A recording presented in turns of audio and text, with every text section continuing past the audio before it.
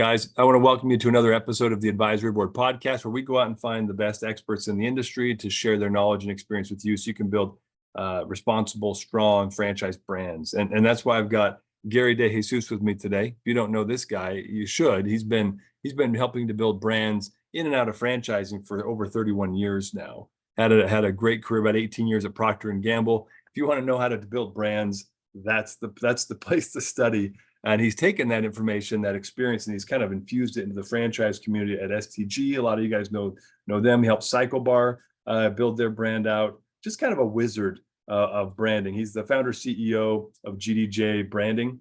So a lot of executive coaching, C-suite level development strategy with brands and franchising to help them build strong brands. And that's what we're talking about today. We're going to talk about what are the 5 crucial strategies you've got to have in place so that you can build a strong and lasting brand in franchising.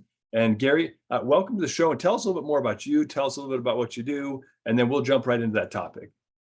Okay. Well, thanks, Dave, and thanks for the warm intro. Very cool. I think you make me sound smarter than I really am. However, that said, very quickly, some of you may notice I might have a slight New York accent. I was born and raised in New York. Did a quick undergrad at Harvard University as a biology major and evolutionary biology. So I really got into understanding cognitive sciences built in with psychologies, anthropologies, and sociologies, and so on. Went to work for Macy's as a designer, and actually very funny. I'm not a designer, as a buyer. I worked with a lot of designers, but mostly in women's fashion. So as a linebacker at Harvard, going and telling my friends that I was in women's fashion was always a fun thing. Went to grad school at NYU. I actually got a dual master's in marketing and finance, and then Procter Gamble hired me from there. Spent 18 years at P&G. Did a whole bunch of fun things, everything from developing new brands to revitalizing old brands to developing new go-to-market capabilities within the U.S., outside of the U.S., and so on. And really started to develop my niche of truly applying a lot of the social sciences to marketing. Again, what the neurological or cognitive behaviors are in order to get people in order to embrace your brand. From there, after 18 years, I decided to leave P&G, and then I moved into the consulting role. Well, actually, consulting, and I was also a professor at a local university. I was associate professor of brand marketing for Northern Kentucky University. Connected with St. Gregory's, as David mentioned, developed CycleBar, but also worked with, over my years, probably, I want to say 40 different brands in franchising, in order to help them realize who they can be, based off of really getting fundamentally strong. Dave and I both believe, and this gentleman who, from our standpoint, for me, I actually took a class with him, but William Edwards Deming, or Professor Deming, or Dr. Deming, he was known as the father of quality development. Just a quick background on him so you know who he is. He is an individual that after World War II, when Japan was decimated, in 1950, the U.S. loaned Dr. Deming to Japan, and in this time there, they adopted all his principles. And as we know, Japan after that time became the leading quality manufacturer in the world in so many different areas. Dr. Deming's key belief was very simple, right? Every business is perfectly designed to deliver the results it gets, right? So if you think about your business, you think about processes and so on. And that's where I started to look at, and how do I apply a lot of that into what I build from a standpoint of how do we take a brand to get it to that self-actualization component of a brand? How do it actualizes itself to achieve its full potential? Yeah. Boy, that's a lot. That's a lot, and it's really nerdy. Let's both push up our glasses for just a minute there. So you're pulling out Deming on a marketing podcast. People are gonna freak out a little bit. So, but you're spot on. I mean, background was I was pre-med, and but also a comms major, in my undergrad. So I did PR, communication, strategic planning, all that kind of stuff. While I was also learning about organic chemistry. So like I've got a very I lean heavily into that kind of scientific approach. So I appreciate that about you. It's probably why we get along so well. But it's a weird background. Most people in marketing are like, I hate science, I hate math. And so measurement, accountability, like these structures and processes aren't common. It really is. So I'm looking forward to this today because I want to break down the topic. Five strategies, like 5 things, right? People that you should be doing to build an effective brand. And do you mind maybe give us a high level overview, Gary, of what you feel those pillars are of effective brand development, and then let's start going into each one of them. So the way I break it out is actually, if you go to my website, gdjbrands.com, you'll look at, and there is the hierarchy of brand needs on there. But it starts with understanding the fundamentals of the brand. Think of it as, what is your brand's true DNA, right? What are those aspects that when you build them properly, right, they basically help you grow up into that strong, wonderful brand you want to be in. Within that fundamentals or brand fundamentals section, we talk about things like understanding your target definition. And I don't mean target from a standpoint of demographic, psychographic target. I mean, what's the unmet need of the target, right? We all heard the quote from Ford, Henry Ford, when he talked about, if I would listen to what consumers wanted, I'd build a faster horse. Right? It really is, what is the unmet need that can change the dynamic of the industry? So we look at that, we look at developing that, we look at developing the brand's purpose. Why does the brand exist, and what's the fundamental value that a brand delivers to its positioning and equity and a whole bunch of other things? And we start there and truly identifying all those pieces so that we can figure out its key differentiators. If you haven't read the book Blue Ocean Strategy by Professors Malburn and Kim, you should. It's a very good book and it really helps drive how you can find your place. From brand fundamentals, I go to brand value prop, right? And from a brand value proposition standpoint, we look at what is the customer experience, the pricing strategy that goes along with it, and identify all the features and functions that are going to drive the overall value from that brand fundamentals, right? Third step is an old practice, and I say it old because it's one of the things that was very common for us in P&G, was to develop your brand OGSM. And an OGSM is your objective, goals, strategy, measures. And what it does is, on one sheet of paper, it helps you focus in on what do you want to achieve, numerically, what do you want to accomplish? So what's your volume accomplishments, all those things, strategies, right? So where do you want to play? How do you want to win within there? And then how do you measure it? Now, the key about this document is that it's a single page. Because it's a single page, you now have to focus in on what is important and what's truly going to move the needle, rather than just doing a whole bunch of stuff, right? And a lot of folks do that, and it's great. Don't get me wrong. If you have time, energy, resources, and so on, more is better. But in many cases, we don't have all the time. We don't have all the resources. We don't have all the dollars or manpower to go off and do. So focus drives brilliance. And I'm a big fan of focus drives brilliance. Yeah. Well, it's funny. Sorry to interrupt the flow here, but yeah. You're speaking to franchisors, right? That's the primary consumers of the content that we make. And they understand intimately, right? Everyone who thinks, oh, franchisors are rolling in the dough, they got lots of staff, not even close, right? They're probably the most understaffed support group out there, just because of the nature of their royalty payments and blah, blah, blah, right? We know how this works. But because of that, I think that what you're describing is actually mission critical, that you need to have a simplified and focused strategy. You blunt the arrow too much, it'll never dig in deep. So you got to make sure you know who you're really going after. Just like magnifying glass effect as well, right? You can't start a fire if you never focus the power of the sun. Well, and we know there have been so many studies out there that talk, Vilfredo Pareto, right? And we've all heard of the Pareto principle, the 80-20 rule, right? It's very, very, very true. And when he came up, the University of Italy came up with his principles, he studied a whole bunch of obscure things. But at the end of the day, you're going to generate massive results from focusing in on few things, right? And doing it well. once we've done the fundamentals, we understand the value prop, we basically laid out the strategic game plan, which is the OGSM. Now and only now you start to think about, okay, what are the marketing strategies and marketing plans to go off and deliver against the business results that you want to go off and achieve. And it takes it down to a lot of the tactic levels that go on, so that you can go off and figure out how to get there. Now, what's a critical component of that is sufficiency. And I can't say this enough. A lot of folks will go off and do a whole bunch of marketing execution. And many agencies are guilty of this, right? They go off and pretty this, pretty that, let's go play with this and so on.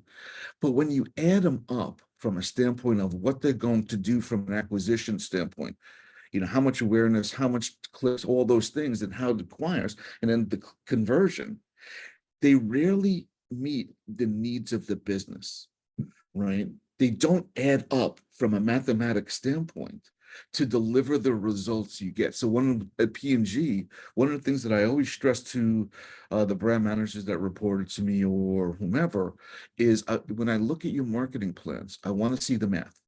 I want to see the math that it goes, because when you develop a plan, you should actually develop a plan that has about 20% greater results than you hope for. Why? Because you never know what happens through the course of a year, right? There are things that we have to deal with that pop up, that change. So if you're 20% higher, the old adage is if you reach for the stars, you'll never pull up the mud. Mhm. Same concept mathematically. So a lot of this is also doing the math, not just the pretty pictures. The pretty pictures comes in the last step, which is your branding element. Now, a lot of folks confuse brand development with branding. And branding is a wonderful thing, don't get me wrong. But if you're not doing all the strategic framework and development ahead of time, your branding is just going to be basically art. I think the phrase is branding without strategy is art. Yeah, Right? that's a good statement. Yeah. So at the end of the day, it's if you understand from a marketing standpoint, based off of your OGSM, based off of who you are from a value prop and who you are from a brand, then identifying all those different tactics that get you in front in the way that is fundamentally delivering the brand value that you communicate or that you want to stand for, Mhm. you're going to win. But Yeah. until you understand all those components, it's really tough. Then it's just tactics. And again, that's great. I mean, I want you to have tactics, but there's the other component. Tactics without strategy is chaos, Mhm. right? Yeah, there's a lot So of chaos out there right now too. It's funny because everybody naturally we lean into tactics like, well, what can I do right now that will solve the problem? And yet that's not the real problem. The problem is what's causing the problem you're trying to solve today. So I'm with you. Strategic planning, that was probably my favorite class in my undergrad that I just latched onto like, oh, this is great. It's gold. That's why I ended up staying with the PR program I was in. And then it was top 5 in the nation at the time, and nobody knew because they did terrible PR, which was hilarious. But like that was it was because they had so much strategic planning involved in it. So let's dig in. Like I feel like the high level overview, you've crushed it. That's a really great way to talk about this structure of the five key things you need to build a strong, lasting brand. Mhm. And yet, let's start with number one. Let's talk about brand fundamentals because you went into this a little bit, but what are some of the key things that every brand must know? You mentioned what are the unmet needs in the industry? What is their purpose? What do they stand for? What are their key differentiators? Can you expound a little bit upon like if I'm a brand and I've been operating successfully and now I've spent the money to become a franchisor, how do they actually know what their differentiators truly are? So a lot of people, when I ask them like, what makes you different? They're like, oh, we've got the best quality. No, I'm sorry, but like we have the best customer service. Also miss a swing and a miss. One more try, and then they'll say something like, "We have the best people." Okay, 3 strikes, you're out. So, what's some real differentiators that you've run across that actually matter? So I'll tell you a very quick story. We all remember, well, some of us remember when the Honda Odyssey was first launched, Mhm. right? And those of us who are old enough and those of us who may have been into minivans at that time Yeah. looked at it. And we actually all had our reasons for, even though I never bought an Odyssey, I couldn't get into, I had to go SUV. I wasn't going to be that dad that had a minivan. It just wasn't going to, silly on my point. But we looked at it, my wife and I, and we said, okay, look at all the space, look at all the capabilities of converting up, down, and so on. Do you know what the single key differentiator for Honda Odyssey was based off of what women had said? No, what was it? The number of cup holders. It had 8 cup holders. And that was the key differentiator. So when we talk about key differentiators, right, I break it into 3 pieces. There's points of parity, points of superiority, points of differentiation. A point of parity is basically what anybody in the industry says. I have a clean place. I have a safe place. I have a, we do X, Y, and Z. And everybody can say that. Whether they do it well doesn't really matter. The fact that they can say it, it becomes an industry standard. A point of superiority is, for me, really the negative area. A lot of folks want to go down the path of I am better than, and they use those ER claims. Stronger, faster, cleaner, doesn't really safer, right? Because they want to seem that they are better at. However, everybody's better than everybody else, right? So you walked in, we all saw the movie Elf. In the movie Elf, he goes in there into that horrible coffee shop in Manhattan and says, "Congratulations, you did it." And there's a poster on the wall that said, "World's best cup of coffee." Everybody says they have the world's best cup of coffee. So the concept is, if everybody says that they're better than everybody else, that means nobody's better than anybody else, right? At least not the consumer, right? The consumer, right. If we hear that message from everybody, it becomes Yeah. background noise, right? No point of differentiation at all. Yeah. Now, when I talk about it, I talk about points of true differentiation, those things that are solely ownable by that business, right? Things, whether it be a technological advantage, whether it be a process advantage, or whether it be a trademark, things that are completely ownable. Nobody else can say. If they say it, then obviously you can sue them. So from that standpoint, what are those elements that are very different? You own. You're the only one that can say it, right? That are out there. And that's one of the things that we find and we look for based off of your brand purpose and so on. Now, there are many times you say to yourself, go ahead. I was just going to ask, like, because we talked about points of superiority for a second and said, hey, it's kind of weak sauce to say better, faster, stronger, whatever, younger, sexier, whatever. But where, and I think you're leading into this with points of differentiation. That's almost a different category. What are effective ways if somebody is like, hey, I genuinely have a better taco, like how do you coach them on like marketing a point of superiority? So what I tell folks all the time is that many times, if you don't have patented or process patented or technological patents or so on, or proprietary components that you own, then you leverage trademarks. Mhm. And you start to go off and do that. So I'll give you a great an example.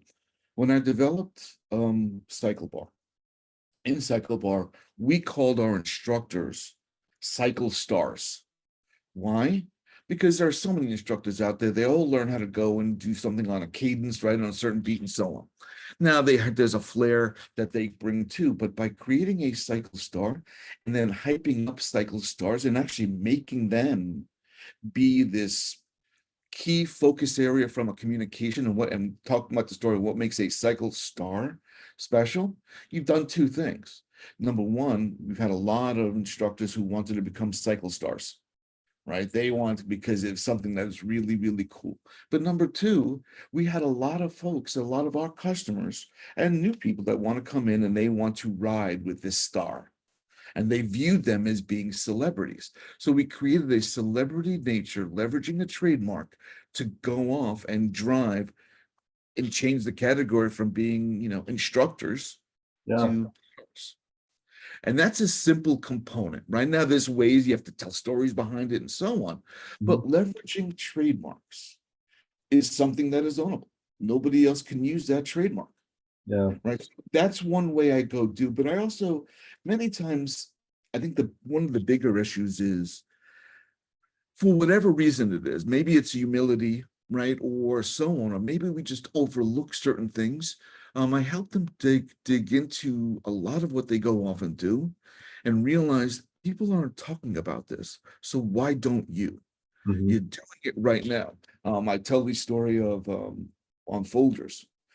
All coffee is grown on a mountain, whether it's up on a higher on the mountain, Arabica beans, lower on the mountain, Robusto beans, but they're grown on mountains, right? And so at the end of the day, when Folgers did mountain grown coffee through communications and so on, they actually wound up owning the whole concept of mountain grown. So there's ways of creating points of differentiation without actually creating whole new components. You can leverage new topics. There's so many different things. Yeah. But people don't realize, and again, I don't know if it's humility or whatever. They just don't think it's as special as maybe it really is. I agree. In fact, I work with a lot of service brands. And so when I meet with them or go to their franchise brand conferences, they ask me to speak. One of the things I highlight to them is you need to make sure that you're staking appropriate claims, but you're staking all of your claims because just as an example, let's say it's a home service business that does flooring. And so, they without having to be too hypey, right? They can stake their claims, say this is what we're experts at. Service wise, they stick out the service claim. This is what we do well. Mhm. This is how we do it. However they want to make it different. But they also need to say things like, "Hey, we also offer financing to make this make it so you can afford it." And the funny thing is by saying, "Hey, we offer financing," the other 5 or 6 people that come in, maybe 1 or 2 said the same thing, but the other 3 or 4 probably have financing too. But because they didn't say that was one of their claims, the consumer doesn't think they offer it, which immediately elevates the role of the other 2 that said, "Hey, we also do financing." And then they say, "Hey, we also are licensed and insured." Well, I used to read that and think that's dumb, but when you see that on somebody's website and not on another one, you're like, "Oh, he's not licensed and insured," which is probably not true. But again, like it creates a differentiation factor in the consumer's head by staking clear claims. Eventually, like we kind of whittle down through heuristics, like, "Oh, but offers financing and he's licensed and insured. I'm going to go with Footprints Floors. I'm not going to go with these other guys just because they didn't make the same claims." Well, that's critical also to the idea of you need to know your competition, Mhm. right? 'Cause if you know your competition with a level of depth, number one, always respect competition, right? You respect them because they've been in the business and and they've been there, right? They've been there, they're doing it and so on. But number two, if you know them, then you can develop those things that are going to separate you from them, right? You can find that blue ocean, that area that nobody else is playing that you go on. Mhm. Yeah, I agree. And So, it also makes it easier if because most of the time, like in any sort of brand, whether it's buying a franchise or a consumer service, a CycleBar, they're probably looking at a couple of options. So help them with their decision-making process. Show them that you're operating in that blue ocean, that section of that they want to actually be in themselves. Uh, exactly right. yeah. And then from there, once you develop your key differentiators and based off of your purpose and positioning and all those components that go to play, then you really at that point you develop what is your brand concept, right? Your complete value prop. And from there, that's what you talk about in all communications. It's not that you're not developing it necessarily in fluffy language. It's more strategic language, but that becomes the core focus of your brand as you start to move forward in developing different elements. Yeah, let's talk about value proposition because, and it's funny, guys. This is, if you think about it like a pyramid, we were chatting about this offline. This is a hierarchy, right? These things Mhm, are fundamental. The brand fundamentals are the foundation, right? mhm. Before you can get to your like your differentiators and your purpose and those things, you have to have those in place before you can really start talking about what is my brand value proposition, because until you know who you are, what you offer, and how you're different, how can you possibly pretend like you are giving any value to a consumer that wants your service? Unless it's super transactional, and then of course your commodity. So good luck Yeah, franchise with your commodity. So I think from that standpoint, as we look at those pieces, um, value proposition, we all know, and I'm sure we've all seen the very simplified version or equation of value, which is value is a function of quality over price. We see that Q over P mhm, is, your V. Um, what doesn't go there really is breaking that quality into its pieces, which is performance and equity. What does your brand stand for? And what is your brand? How does it perform and the combined piece? over your price, and your price is not just the price point that you are offering, but the effort that is required to use your brand, right? So you look at all these pieces, right? And in developing and understanding your value proposition, it's about that quality, is that experience they have with you, with the performance components that and the key differentiators you want to communicate over the facility of the brand, of getting to the brand, using the brand, right? As well as its actual price. Now, when you think about price, many times we'll think about this actually 5 pricing strategies, right? And I'm not going to go into the 5 pricing strategies as much as I can geek out on them. It really comes down to ultimately understanding where you want to be in the marketplace and understanding who you are as a brand and the quality you want to drive will help you determine some of your pricing. Price, quality, and price being relative one over another, right? Value is a relative proposition. Those brands with higher quality can charge a higher price, right? And still have the same value as somebody that's low quality and low price. So it's not that price in its absolute are going to be the most important component. It's price relative to quality that are going to be. And if you can deliver a brand that has a strong fundamentals, that's delivering against a brand purpose that is meaningful to the individual, your customer base, right? Especially if you're delivering against an unmet need with key differentiators, your quality added that there has to be obviously a customer experience component to it. You can charge higher price points, hence higher margin, hence greater profitability, if you get that top of that side going stronger. Well, how does a brand do that? Like, I think that's you actually mentioned a great example. Yeah, when you talked about the service brands and you said, did you mention financing? Now your price point became easier, right? It's easier now to purchase this product because there is financing. Right. That now takes the bottom side of that equation, right?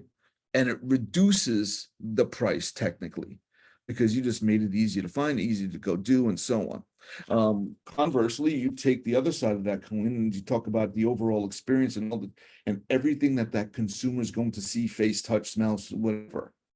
And you start to build that winning customer experience, again, highlighting your key differentiators is going to go off and do. So we go off and we talk about cycle stars, right? And we make the cycle star a hero, right? In our cycle theater, right? Creating that music concert experience, right? And they even did it to the point where this is the hip hop ride, or this is the uncensored ride, or this is the, the hard rock ride, punk ride, right? And you go in there and you have this customer experience that truly is engaging and, and going. You don't worry about, is the price point the most important component of it? How do you go off and do? There are wonderful brands out there. SoulCycle charges an arm and a leg for what they go off and do. Their experience is commensurate with their price point. They marry the two really, really well. A lot of brands that are higher end, line painting, brand that I work with, love those guys. You're talking about a very high end experience. But what they go off and do is they really look at it. They just don't slap paint up. They literally do fix so many things about the house so that it's more than just slapping paint up. It really is a transformation of your home.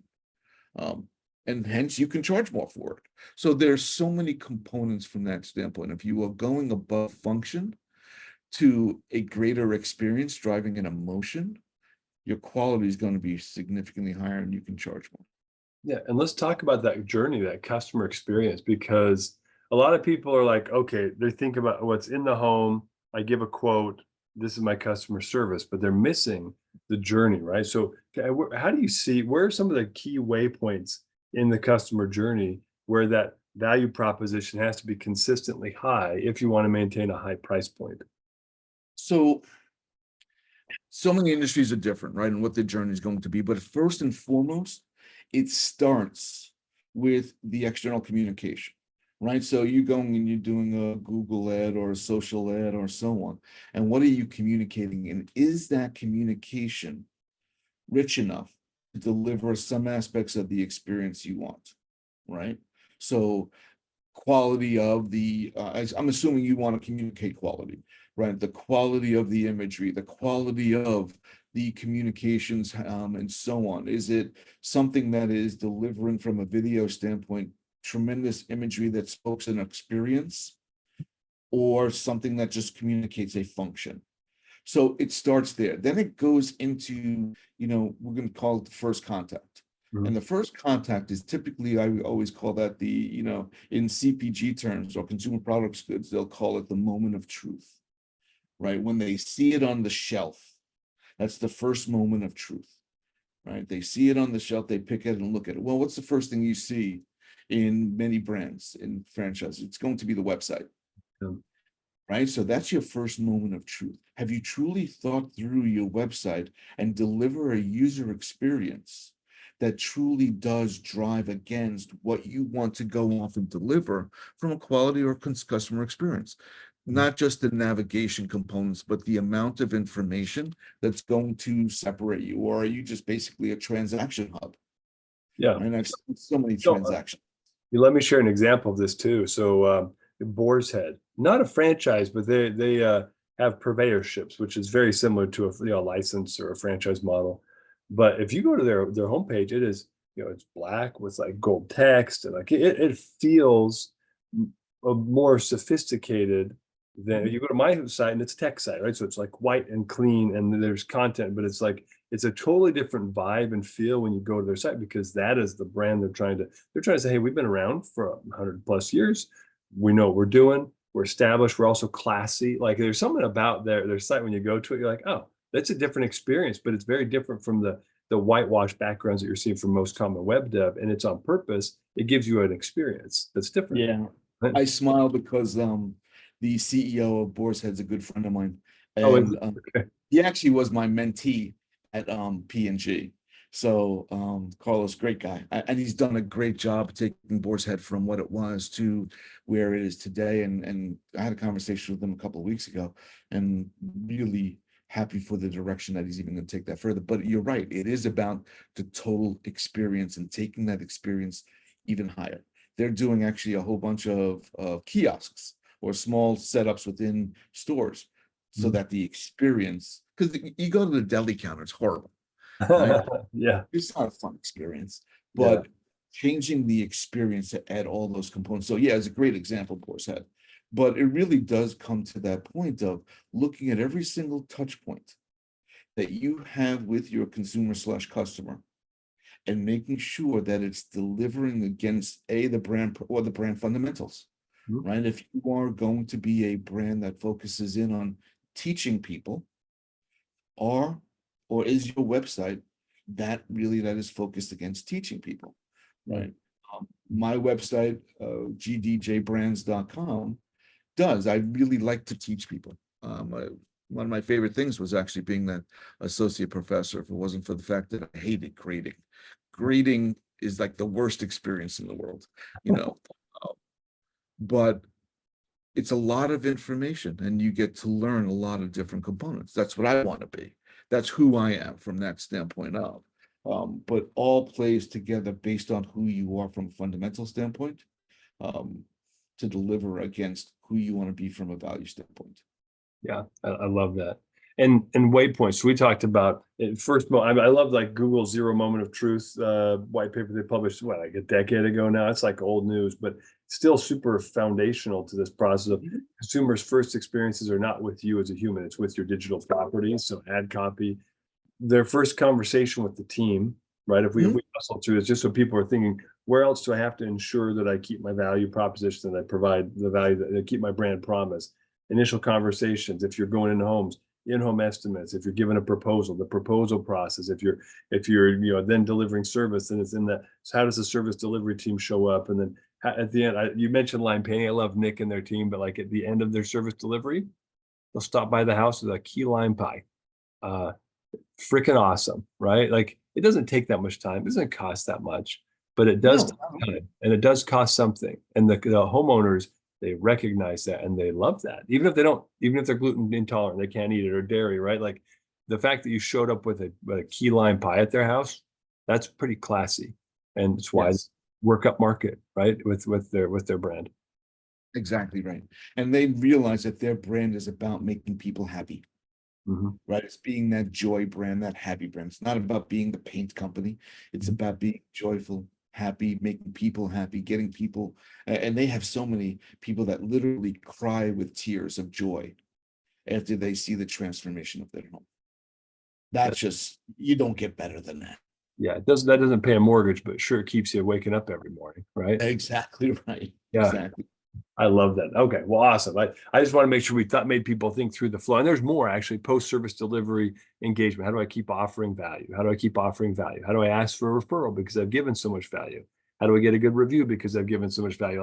If you think about it, value is essentially uh, it's like the currency that we exchange with consumers. It's not dollars. It's not dollars. It's value.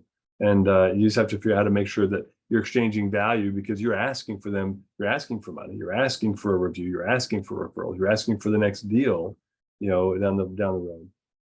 And the other component of that is if your value, if your quality exceeds your price, right? So your value is through the roof, right? Mhm. And again, your price doesn't have to be low, right? And you are truly driving key differentiators, some unique aspects about your business with this tremendously high value.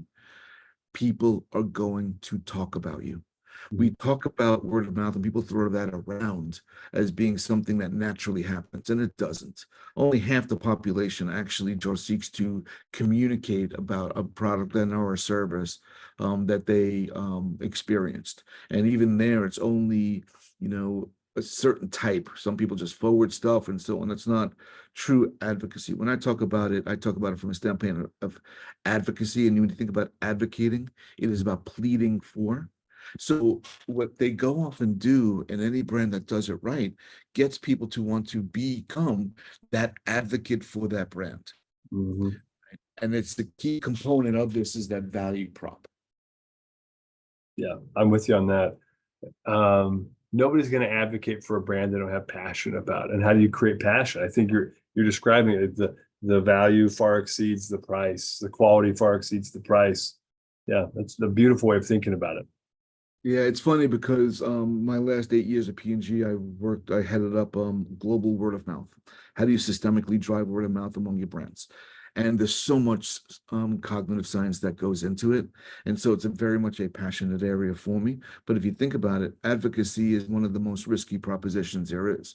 If you're going to advocate for something, that means you're sticking your neck out for anybody that looks at you, comes back and says, no, that brand sucks, right? Now all of a sudden you feel deflated. Right. So not everybody wants to go through that sticking my neck out on behalf of. You have to have that passion, as you Mhm. just mentioned, to truly drive and get to that point of people are supporting you from that standpoint. That was actually what my MBA project was all about. Actually, was word of mouth marketing. So we'll have to create, we'll do another podcast episode on that. It's like a whole Oh monster yeah. to dive into, but you're spot on. And for our brand, we do probably about 65% of our revenue comes from referrals, and I'm proud of that. I'm proud of that. But it's an equation of a conscientious effort and an internal constant discussion as our team's grown 10x in the last 6 years, to keep the culture focused around that principle of we absolutely try to delight our clients, right? Like we partner with them. But it's hard to keep focus on something fundamental like that when 500 things are on fire all the time, right? So, but that's mission critical. I feel self-promoting. I don't mean it to sound that way, but like as a No, but it's, I need mean, to focus on that. at the end of the day, I've actually referred clientele to many folks, right? Mhm. I am a fan. And so at the end of the day, I'm willing to advocate for because now Mhm. in this case, I advocate also from the standpoint of I've been through the process, I know the process, I understand the process, so I can advocate with detail. Mhm. As opposed to just superficially advocating, which in many cases that's kind of like what goes on when people look at influencers, right? Right. As opposed to people or as opposed to advocates. But Mhm. that's another topic that we can. That's a whole separate other. I've made a note. I've made a note. Don't worry. We'll get you back on. We'll talk about word of mouth and advocacy. That's a great topic. But let's get back on track. So one of the key things most people don't focus well on is OGSM. And so if you don't mind, can you share maybe a brief overview of like how do you align your objectives and your goals and your strategies and your metrics? Because that's, it feels like EOS, but EOS is a little light on this, I'll be honest with you, compared to what I was educated with in my undergrad. Yeah, and again, the OGSM process is old, but it is one of those things where you look at it and go, dang, it works, right? And it's kind of like, oh, nothing better than old school. And in this case, the OGSM process is very, very simple. It starts with your objective. What do you want to accomplish? So think about it from a standpoint of a non-numeric desire, right? I want to be viewed as the number one player in this industry for this, right? There's no numbers really in there. I want to be viewed as the best or the greatest or the most penetrated, or insert whatever you want to go from an objective standpoint. What do you want to build against? It actually very much, your vision and the objective have to go hand in hand, right? Your vision and the objective go hand in hand from that standpoint. Now, the goals are the numeric values that are going to deliver against that. So if you want to go off and be the number one at whatever, right, then you're going to measure, or your goals are going to be things like the number of customers or the number of users within the country, or all those kind of things. So what are the goals, the numeric expressions that are going to deliver against that objective? Now, if you look at your goals and those goals do not measure or cannot deliver against that objective, then the goals are wrong or the objective is too lofty, right? So, and so you have to look at those goals. Do they make sense? The strategies, or the ask, gets broken down into two pieces. It's basically where to play and how to win. The where to play is really the focus areas. What are the key focus areas that are going to help me deliver those goals? So whether, I'll make some things up, your target audience is obviously going to be there.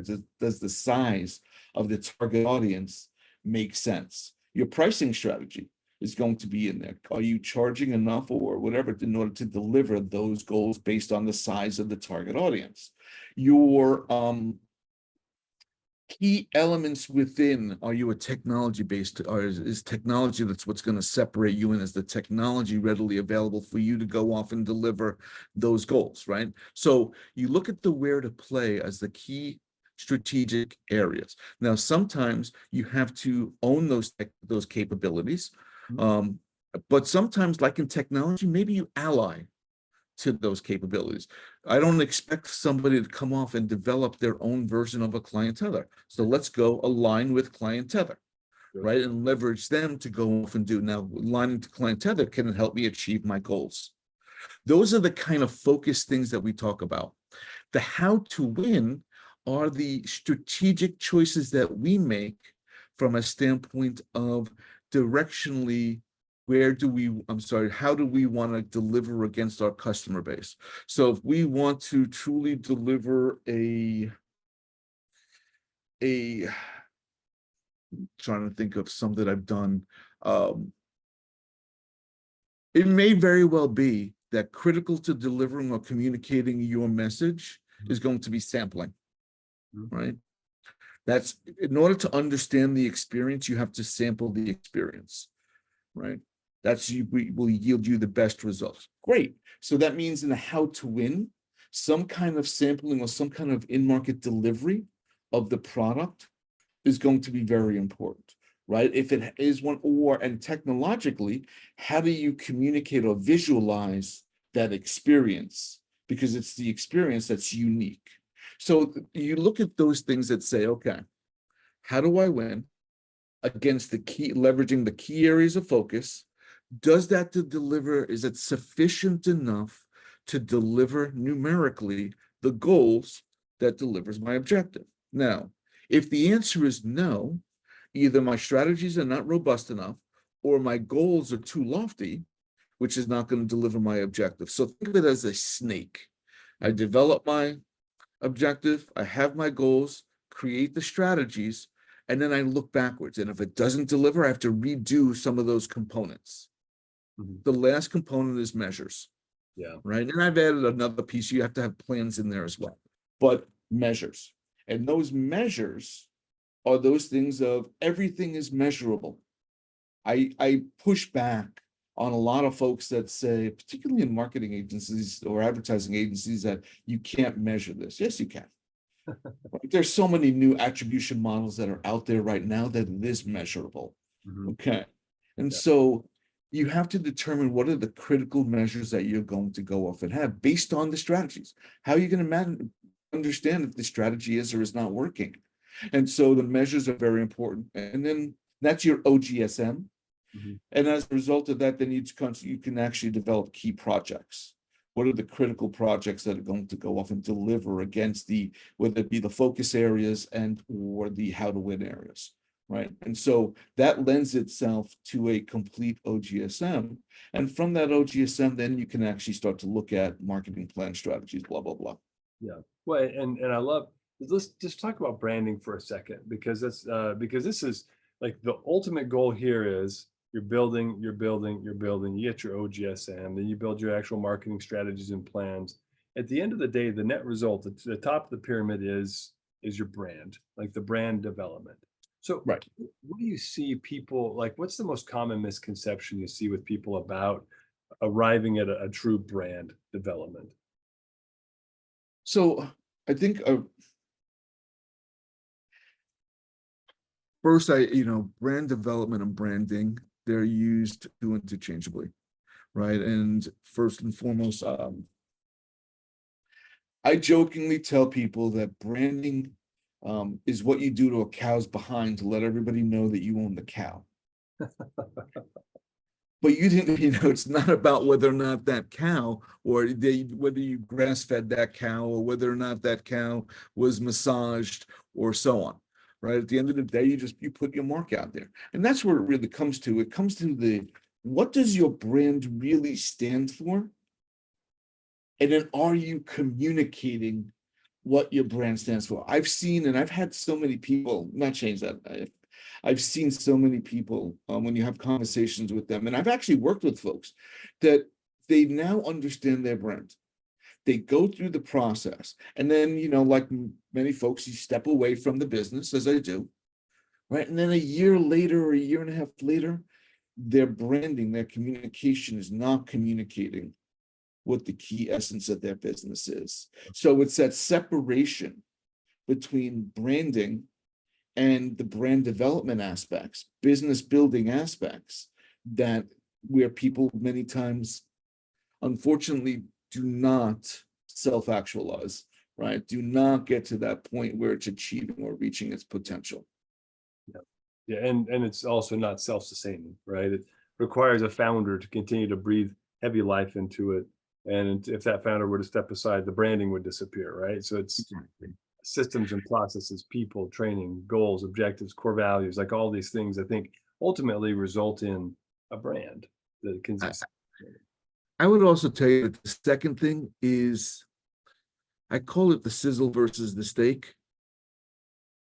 Right. And I think a lot of folks, when they think about this, they're looking for the sizzle, right? They expect marketing to be, this incredibly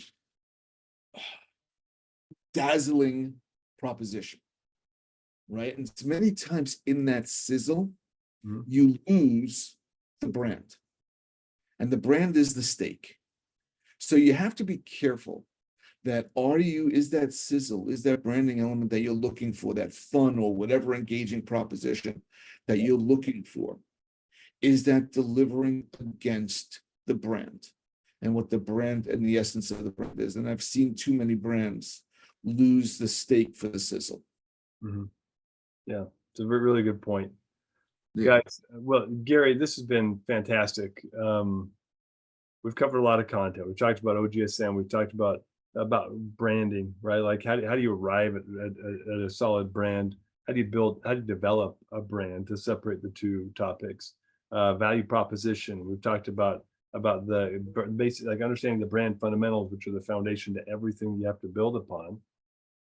You've done this a lot, and a lot of people, as they listen, might say, "Dang, I probably need to chat with Gary." What's the best way for somebody who listened in today and who's interested to reach out to you? So there's two ways. Number one, obviously you can email me at Gary, Gary, at GDJBrands.com, Mhm. or go to my website, GDJBrands.com, and you can click, contact me obviously through that website as well. It'll have a link to my Calendly. So you can schedule time. Happy to chat. I mean, this stuff, David, just like yourself, I know Dave is very passionate about what he does and a lot of things and willing to talk to anybody, right? Same thing. I mean, anytime I can have a conversation about truly developing a brand, I kind of geek out on it. It's so much fun, right? People call themselves whatever. I kind of am a brand geek, Mhm. and I love geeking Kind out of, on it. kind of is probably an understatement a little bit.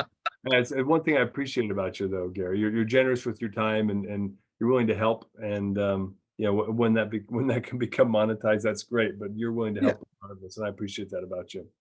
yeah. So, guys, I will tell you that it's just one of those things where I like having those conversations, because the other thing is that I know in a conversation, you may be evaluating me, but I'm also evaluating you. Let's call it like it is. Or is that a founder that I would like to see? Ooh, I think they can get it. I think they really can benefit. Or is it a founder that's just looking for some kind of tactical advancement? And that's not as exciting for me as well. yeah, no, I hear you. Gary, you've been fantastic. Thank you. I want to call you Dr. DeJesus, but that's not Master DeJesus. Thanks for dropping all the great truth bombs and the content today. And we'll have to plan out that next session where we talk about word of mouth and creating Oh, that'll advocates and be fun. strategies. I'm not too sure, Dave. I'm not too sure we'll have enough time to go Yeah, through. well, we can at least we might have to meet beforehand so we can get focused. Otherwise, we might get a little bit lost on that one. But there's a lot. Or we do it in a two-part series. Yeah, that might be. All right, guys. Well, more to come from this guy. I hope you enjoyed the session today. Don't forget to subscribe to the podcast, like it, and share when you find content that you enjoy. Thanks, Gary. Thank you.